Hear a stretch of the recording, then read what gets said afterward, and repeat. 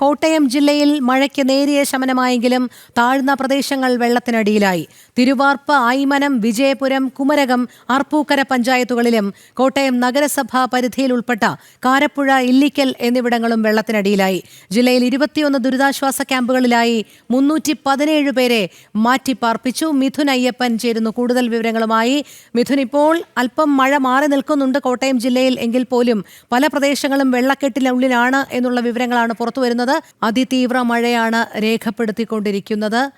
ഇനി വരും ദിവസങ്ങളിലും കനത്ത മഴ മുന്നറിയിപ്പുകൾ തന്നെയാണ് നൽകിക്കൊണ്ടിരിക്കുന്നത്. കാരണം തീവ്ര ന്യൂനമർദ്ദം അതിതീവ്ര ന്യൂനമർദ്ദമായി രൂപപ്പെട്ടു. കാലവർഷം 2 ദിവസം മുൻപേ എത്തി. ഇതിൻ്റെയൊക്കെ പശ്ചാത്തലത്തിൽ സംസ്ഥാനത്തെ എല്ലാ ജില്ലകളിലും വലിയ തോതിലുള്ള മഴ നിലവിൽ പെയ്തുകൊണ്ടിരിക്കുകയാണ്. അതിനിടയിലാണ് നമ്മൾ കോട്ടയം ജില്ലയിലെ സാഹചര്യം പരിശോധിച്ചത്. ഇപ്പോൾ ഒരല്പം മഴയ്ക്ക് ശമനമുണ്ട് എന്നാണ് കോട്ടയത്ത് നിന്നും ലഭ്യമാകുന്ന വിവരങ്ങൾ. പക്ഷേ താഴ്ന്ന പ്രദേശങ്ങൾ വെള്ളത്തിനടിയിലാണ് എന്നുള്ളത് തന്നെയാണ് ഇപ്പോഴും നിലനിൽക്കുന്ന ഒരു സാഹചര്യം. പ്രത്യേകിച്ച് തിരുവാർപ്പ്, ഐമനം, വിജയപുരം, കുമരകം, ആർപ്പൂക്കര പഞ്ചായത്തുകളിലും കോട്ടയം നഗരസഭാ പരിധിയിൽ ഉൾപ്പെട്ട കാരപ്പുഴ, ഇല്ലിക്കൽ എന്നിവിടങ്ങളുമൊക്കെ വെള്ളത്തിലായി.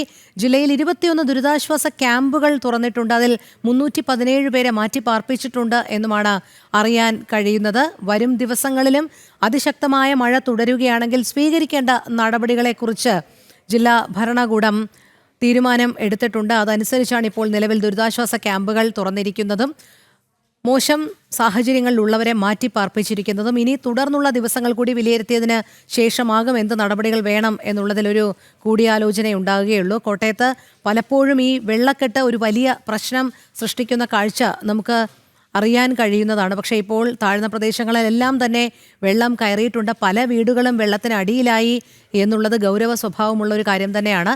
നമുക്കറിയാം, ഈ അതിശക്ത മഴ മുന്നറിയിപ്പ് വന്നതിന് തൊട്ടുപുറകെ തന്നെ ഒരുപക്ഷെ സംസ്ഥാനത്തൊരു മിന്നൽ പ്രളയ സാധ്യത കൂടി പ്രവചിക്കപ്പെട്ടിരുന്നു. പക്ഷേ അത്തരത്തിലുള്ളൊരു സാഹചര്യത്തിലേക്കൊന്നും കാര്യങ്ങൾ പോയിട്ടില്ല. എന്നിരുന്നാൽ പോലും നമ്മളെല്ലാവരും 2018 പ്രളയത്തിന് ശേഷം വലിയ രീതിയിലുള്ള ജാഗ്രത തന്നെയാണ് പിന്തുടരുന്നത് എന്നുള്ളതാണ്. മഴ ശക്തമാകുമ്പോൾ സ്വീകരിക്കേണ്ട നടപടികൾ സ്വീകരിക്കുന്നുണ്ട്. അതോടൊപ്പം തന്നെ മാറ്റിപ്പാർപ്പിക്കുന്ന കാര്യങ്ങളിലടക്കം മുൻകരുതൽ സ്വീകരിക്കുന്നുണ്ട്.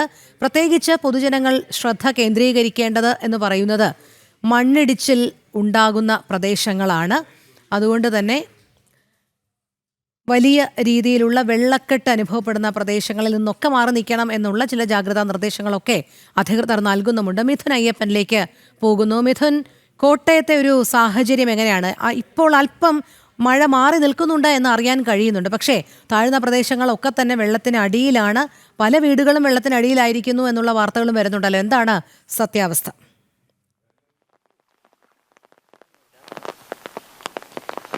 കോട്ടയം ജില്ലയിൽ താഴ്ന്ന പ്രദേശങ്ങളെല്ലാം തന്നെ വെള്ളക്കെട്ടിന് ആയിരിക്കുന്നു എന്നുള്ളതാണ് ഇപ്പോൾ ഉള്ളത്. നമുക്കിപ്പോൾ ദൃശ്യങ്ങളിൽ കാണാം, പല പുഴകളും എല്ലാം തോടുകളും എല്ലാം തന്നെ കരകവിഞ്ഞ് പോയിരിക്കുകയാണ്. നമ്മളിപ്പോൾ ഉള്ളത് കോട്ടയം ജില്ലയിലെ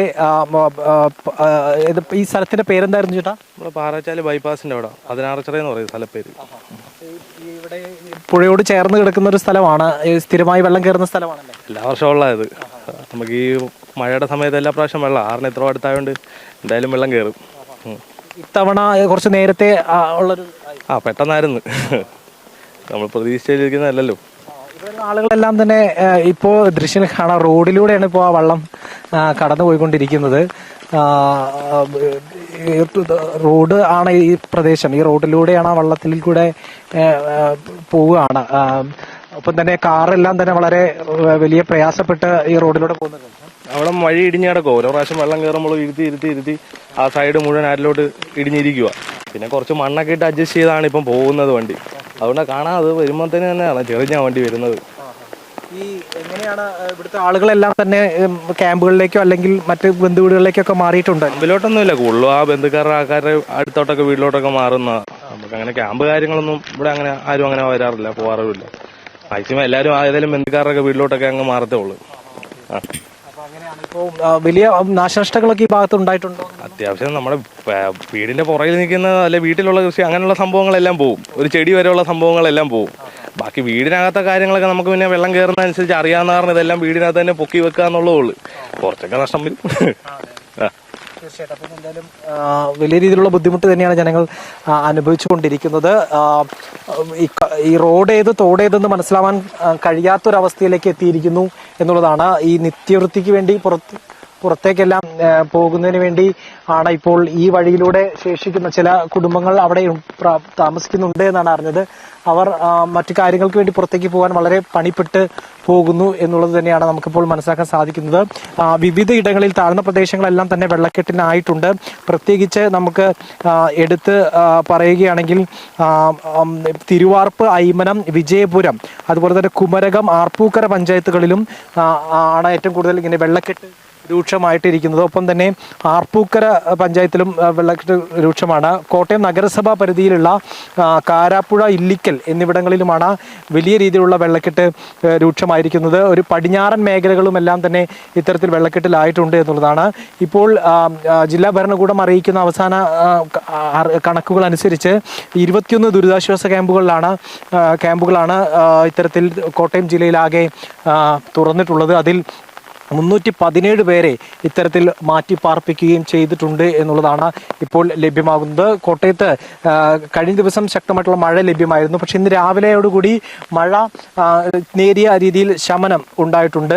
ഇടവിട്ടുള്ള ശക്തമായിട്ടുള്ള മഴ പെയ്യുന്ന ഒരു സാഹചര്യമാണ് ഉണ്ടായിട്ടുള്ളത്. പക്ഷേ പലയിടങ്ങളിലും പെയ്ത മഴവെള്ളം ഇത്തരത്തിൽ താഴ്ന്ന പ്രദേശങ്ങളിലേക്ക് കടന്നു വന്ന വെള്ളക്കെട്ട് രൂക്ഷമാകുന്ന ഒരു അവസ്ഥയാണ് ഇപ്പോഴുള്ളത്. പക്ഷേ ഇപ്പോൾ കാലാവസ്ഥാ മുന്നറിയിപ്പ് ലഭ്യമായത് പ്രകാരം കോട്ടയം ജില്ലയിൽ ശക്തമായിട്ടുള്ള മഴയ്ക്ക് തുറന്നുള്ള മണിക്കൂറുകളിൽ സാധ്യതയുണ്ട് എന്നുള്ള നിർദ്ദേശമാണ്, ഒരു മുന്നറിയിപ്പാണ് ലഭിച്ചിട്ടുള്ളത്. അതുകൊണ്ട് തന്നെ തുറന്നുള്ള മണിക്കൂറുകളിൽ മഴ ശക്തമായി കഴിഞ്ഞാൽ കൂടുതൽ ജനജീവിതം ദുസ്സഹമാകുന്ന രീതിയിലേക്ക് എത്തിപ്പെടും എന്നുള്ളത് തന്നെയാണ് നമുക്ക് മനസ്സിലാക്കാൻ സാധിക്കുന്നത്. ശക്തമായിട്ടുള്ള വെള്ളക്കെട്ട് പലയിടങ്ങളിലും തുടർന്നുകൊണ്ടിരിക്കുകയാണ്. മിഥുൻ, നമുക്കറിയാം കോട്ടയം ജില്ലയെ സംബന്ധിച്ചിടത്തോളം പലപ്പോഴും വെള്ളക്കെട്ട് രൂപപ്പെടുന്ന ഒരു മേഖല കൂടിയാണ്. അതിശക്തമായ മഴയിലൊക്കെ ഇതിനു മുൻപും വെള്ളം പൊങ്ങിയിട്ടുണ്ട്. പക്ഷേ ഇപ്പോൾ നിലവിൽ മഴ ഇങ്ങനെ തോരാതെ പെയ്യുന്നത് കൊണ്ട് വെള്ളം കയറിയ പ്രദേശങ്ങളിൽ നിന്ന് വെള്ളം ഇറങ്ങുന്നതിനുള്ള സാധ്യത കാണുന്നില്ല. കാരണം അത്തരത്തിൽ അതിശക്തമായ മഴ തന്നെയാണ് ഓരോ ദിവസവും രേഖപ്പെടുത്തിക്കൊണ്ടിരിക്കുന്നത്. എന്ന് മാത്രമല്ല, നിലവിൽ മുൻകരുതൽ നിർദ്ദേശങ്ങൾ എന്നുള്ള രീതിയിലാണ് ഇപ്പോൾ 317 പേരെ മാറ്റിപ്പാർപ്പിച്ചത്. പക്ഷേ ഒരു മിന്നൽ പ്രളയ സാധ്യത കൂടി ഏവരും അത്തരത്തിലുള്ളൊരു സാധ്യത കൂടി കണക്കിലെടുത്ത് വേണം മുന്നോട്ട് പോകാൻ എന്നുള്ളൊരു അറിയിപ്പ് വരുന്നതോടുകൂടിയാണ് കാര്യങ്ങളുടെ ഗൗരവ സ്വഭാവം കൂടുതലാകുന്നത്. അതുകൊണ്ട് തന്നെ ജില്ലാ ഭരണകൂടം മറ്റെന്തെല്ലാം ക്രമീകരണങ്ങളാണ് നിലവിൽ നടപ്പിൽ വരുത്തിയിട്ടുള്ളത്?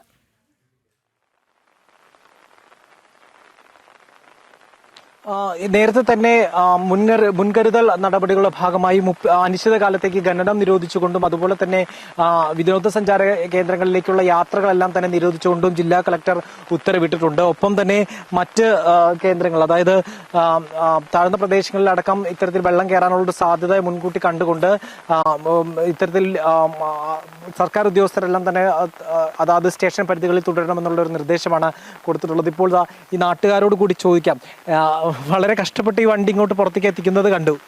വളരെ ബുദ്ധിമുട്ടാണല്ലേ? പിന്നെ തീർച്ചയായിട്ടും ഇതെന്ന് പറഞ്ഞാൽ സത്യം പറഞ്ഞാൽ കോട്ടയം പട്ടണത്തിൽ നിന്ന് തന്നെ ഏകദേശം ഒരു 4.5 കിലോമീറ്റർ ചുറ്റുപാടി കിടക്കുന്ന 45-ാം വാർഡിലുള്ള ഒരു ഏരിയയാണ്.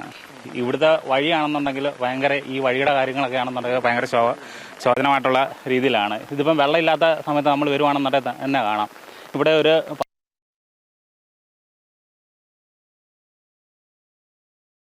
കോട്ടയത്ത് ഇപ്പോൾ മഴയ്ക്ക് ഒരു നേരിയ ശമനമുണ്ടെങ്കിൽ പോലും പല പ്രദേശങ്ങളും വെള്ളത്തിനടിയിലാണ്. മിഥുൻ അവിടെ നിന്നും തത്സമയ വിവരങ്ങൾ നൽകിക്കൊണ്ടിരിക്കുകയായിരുന്നു. നമുക്ക് ആ ദൃശ്യങ്ങളിലേക്ക് ഒന്നുകൂടി പോയി വരാം. മിഥുനിലേക്ക് എത്താം. കോട്ടയം ജില്ലാ നഗര പരിധിയിൽ ഉൾപ്പെട്ട കാരപ്പുഴ, ഇല്ലിക്കൽ എന്നിവിടങ്ങൾ വെള്ളത്തിനടിയിലായിരിക്കുന്നു എന്ന് തന്നെയാണ് മനസ്സിലാക്കേണ്ടത്. അതോടൊപ്പം തന്നെ തിരുവാർപ്പ്, ഐമനം, വിജയപുരം, കുമരകം, ആർപ്പൂക്കര പഞ്ചായത്തുകളും. മിഥുനിലേക്ക് പോവുകയാണ്. മിഥുൻ, തുടരാം.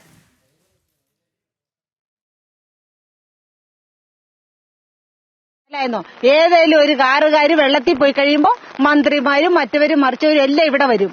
ഇവിടെ വന്ന് പിന്നെ ഭയങ്കര സഹായങ്ങളാ. അതിലും നല്ലത് ഇടിഞ്ഞപ്പോഴേ നിങ്ങൾ ഉണ്ടാക്കി തരണ്ടേ, അത് ചെയ്യുകയില്ല. എനിക്ക് ഇത്രയും പറയാനുള്ളൂ. എന്റെ ഓർമ്മ വെച്ച അന്ന് തൊട്ട് ഇതുപോലെ ആരും വരികയില്ല. ഇലക്ഷൻ ആകുമ്പോ എല്ലാരും വരും, നിങ്ങൾക്ക് അത് തരാം ഇത് തരാന്ന് പറഞ്ഞിട്ട് ജയിച്ചിട്ട് അവരങ്ങ് പോകും. അല്ലാതെ അവരൊന്നും നമുക്ക് ചെയ്യാറില്ല.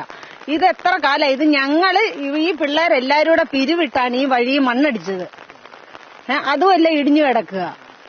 വീട്ടിൽ നിന്ന് എല്ലാവരും മാറിയായിരുന്നോ? എല്ലാരും പോയി ഞങ്ങളെ പോലെ കുറച്ചു പേര് മാത്രമേ ഉള്ളൂ. പോക്കട ഇല്ലാത്തോണ്ട് ഇവിടെ കിടക്കുന്നു. ക്യാമ്പിൽ പോകാൻ കഴിയല്ലാത്തോണ്ടാ ഞങ്ങൾ ഇവിടെ കിടക്കുന്നത്. അല്ലാതെ ഇപ്പോ ഈ മിന്നൽ പ്രളയത്തിനടക്കം സാധ്യതയൊക്കെ കാണുന്നുണ്ട്. ഒരു ശക്തമായിട്ടുള്ള മഴയൊക്കെ തുടർന്നുള്ള ദിവസങ്ങൾ ഉണ്ടാവുന്നതാണ് അറിയിപ്പ്. എന്ത് ചെയ്യും? ഞങ്ങൾ ഈ പാലത്തെ കയറിയിരിക്കും അല്ലേ ഇന്ന്. ഞങ്ങളുടെ ജീവിതം തന്നെ ക്യാമ്പിലൊന്നും പോകാൻ പറ്റുകയല്ല. പിന്നെ ഞങ്ങൾ ഇവിടെ കിടക്കും. അതിനകത്ത് ആർക്കെങ്കിലും ഒരു അപകടം വരുമ്പോ നിങ്ങളെപ്പോലുള്ള പത്രക്കാരും വന്ന് ഇതുപോലെ വന്നു വെച്ച് പോകും. പിന്നെ നാളെ അവരും കാണുകയല്ല. സത്യമാണ് ഞാൻ പറയുന്നത്. ഇതിനകത്ത് വേറെ കാര്യങ്ങളൊന്നുമില്ല. വലിയ രീതിയിൽ ദുരിതം അനുഭവിക്കുന്ന ഒരു സാധാരണ വീട്ടമ്മയുടെ ഒരു വൈകാരികമായിട്ടുള്ള ഒരു പ്രതികരണം തന്നെയാണ്. കോട്ടയത്ത് നിന്നാണ് മിഥുൻ അയ്യപ്പൻ വിവരങ്ങൾ നൽകിക്കൊണ്ടിരുന്നത്. നമ്മളിപ്പോൾ കണ്ടതൊരു വീട്ടമ്മയുടെ പ്രതികരണമാണ്. അവർ പറഞ്ഞത് പ്രദേശവാസികളെ കൂട്ടിയോജിപ്പിച്ചുകൊണ്ടാണ് പലപ്പോഴും ഈ വെള്ളക്കെട്ടുകളിലൊക്കെ മണ്ണിട്ടത് നികത്തുന്നത്.